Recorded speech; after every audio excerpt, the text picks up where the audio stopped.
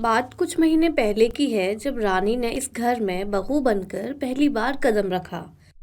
तब उसकी सास कमला ने उसकी आरती उतारी और कहा, बहू, एक बार अपनी ननद के कमरे में जाओ, उससे मिल लो। हाँ माँ जी, जाती हूँ, लेकिन ननद जी बाहर क्यों नहीं आई? वो बाहर नहीं आती, तुम ही उसके कमरे में जाओ। रिया, आओ आओ भाभी, कैसी हो? मैं तो ठीक हूँ, लेकिन तुम्हें क्या हुआ ननद जी? अभी तक सोई हुई हो? तबीयत खराब है क्या? मेरा नसीब खराब है। मतलब? इतनी आलसी बेटी को जो पैदा किया है मैंने, ये आलस के चक्कर में कुछ भी छोड़ सकती है।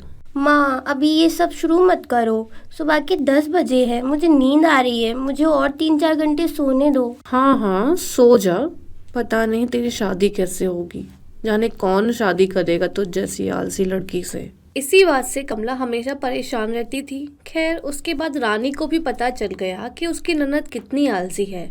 रानी ने देखा कि रिया सिर्फ बाथरूम जाने के लिए और नहाने के लिए ही बिस्तर से उठती है और पूरा दिन बिस्तर पर ही पड़ी रहती है। खाना भी उसे बिस्तर पर ही चाहिए होता है। ननद जी, खाना लग गया है, अब बाहर भी आ जाओ। बाहर?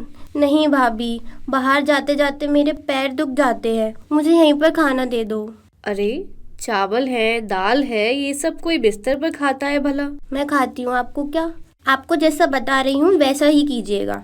मैं अपने बिस्तर पर ही खाना खाती हूँ और उसी बर्तन में भी हाथ धो लेती हूँ। मुझे यहीं पर खाना दे दीजिए। बहू, उससे बहस मत करो। अभी चिल्ला चिल्ला कर पूरे घर की शांति तहस नहस कर देगी। वो जो बोल रही है वैसा ही करो। इसी तरह दिन बीतते गए और कुछ महीनों बाद कमला ने रिया के लिए लड़का देखना शुरू कर दिया। अब तो सुधर जा बेटी, अब तेरे लिए लड़का ढूंढ रही हूँ। थोड़ा घर का काम काज भी सीख ले। क्या होगा काम सीख के? मैं चलते चलते थक जाती हूँ। काम कैसे करूँगी? तो क्या करेगी ससुराल में पूरे दिन? बस आराम करूँगी, और क्या। और ससुराल वाले क्या कहेंगे? कहेंगे कि तेरी माँ ने कुछ नहीं सिखाया। तेरी भाभी को देख, हर काम में माहिर है वो। सब लोग कितनी तारीफ करते हैं तेरी भाभी की। अपनी भाभी से तो कुछ सीख ले। नहीं माँ, जो मुझसे शादी करेगा उसे मुझसे ऐसे ही शादी करनी होगी, मेरे बारे में सब कुछ जानकर। बहस करने में रिया हमेशा जीत जाती थी। जो हाथ पैर चलाने में थक जाती है, उसे जबान चलाना बहुत अच्छी तरह से आता है। कमला लड़का ढूंढने लग जाती है। एक लड़का रिया को देखने आया, साथ में उसकी माँ भी आई थी। अरे कमला जी, अपनी बेटी को तो बाहर बुलाइए। हाँ हाँ, अभी बुलवाती हूँ। बहू, रिया को ले आओ। रानी कमरे में गई और देखा कि रिया बिस्तर पर ही सोई हुई थी। ये क्या रिया, मैंने 2 घंटे पहले तुमको तैयार होने के लिए कहा था।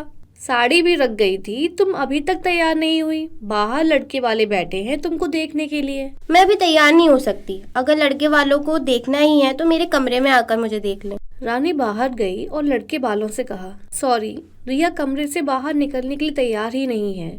आप लोग कमरे में आइए। ये कैसी लड़की है? हम उसे देखने आए हैं और वो कमरे से निकल ही नहीं सकती। हम इससे हमारे बेटे की शादी नहीं कराएंगे। बेटा, ऐसी लड़की से शादी करने से तो पूरी जिंदगी कुंवारा बिताना अच्छा है। ऐसे 2-3 लड़के भाग गए। सच में ऐसी लड़की से शादी करना कौन चाहेगा? कमला मुश्किल में पड़ गई। बहू, अब मैं क्या करूं? घर में कुंवारी जवान लड़की का होना एक माँ के लिए बोझ है। अब सब कुछ तुम्हारे ऊपर ही है। तुम किसी भी तरह से इसकी शादी करवा दो बस। ठीक है माँ जी, आप चिंता मत कीजिए। अब मैं ननद जी की शादी तो करवाऊंगी, साथ साथ उनका आलस भी गायब कर दूंगी। रानी के दिमाग में एक प्लान था।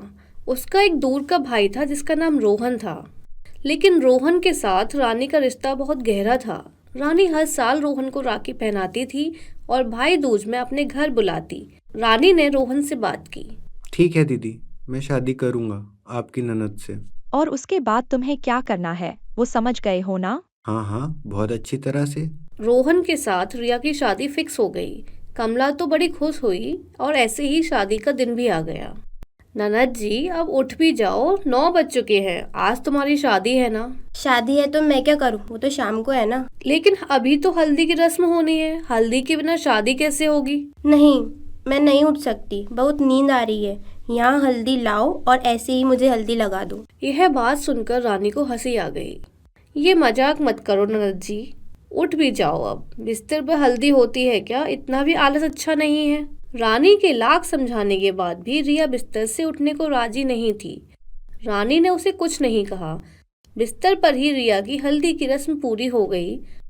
शाम हो गई और किसी भी तरह बिस्तर से उठकर रिया ने शादी का लहंगा पहना। भाभी, लहंगा पहनते पहनते तो मैं थक गई, मुझे सोना है। बदतमीज लड़की, अभी सोना है मतलब?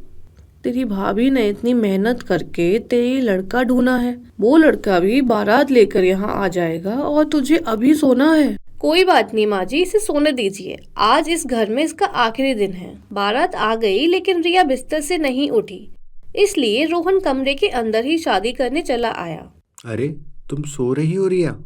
तुम्हें उठने की कोई ज़रूरत नहीं है, शादी तो ऐसी ही होगी। Thank you so much Rohan, तुमने मुझे समझा। तुम्हारा पति जो बनने वाला हूँ, समझना तो पड़ेगा ही। पंडित जी को भी कमरे में ही बुलाया गया और वहीं पर शादी हो गई। रिया बिस्तर पर ही पड़ी रही और पंडित जी मंत्र पढ़ते गए।